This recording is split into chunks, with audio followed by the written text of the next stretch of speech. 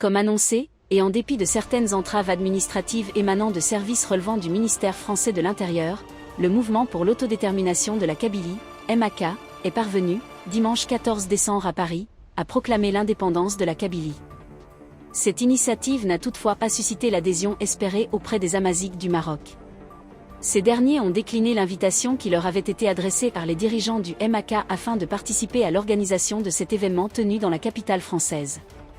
Le mouvement amazigh marocain estime ne pas pouvoir soutenir une démarche séparatiste en Algérie tout en dénonçant, dans le même temps, celle portée par le Front Polisario, organisation qui revendique l'indépendance du Sahara occidental depuis plus d'un demi-siècle.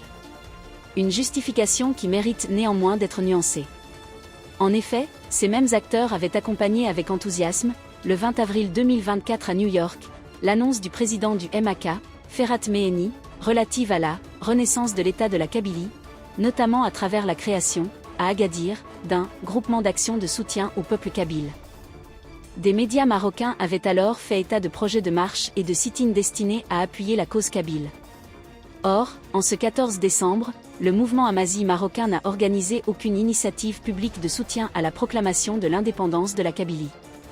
Cette prise de distance s'inscrit dans un contexte géopolitique particulier, marqué par la médiation engagée par le président des États-Unis, Donald Trump, entre le Maroc et l'Algérie. Ce silence ne se limite d'ailleurs pas au seul mouvement amazigh. Les références aux revendications indépendantistes ont totalement disparu des récentes répliques du représentant permanent du Royaume du Maroc auprès des Nations Unies lors de ses échanges tendus avec les diplomates algériens sur la question du Sahara occidental.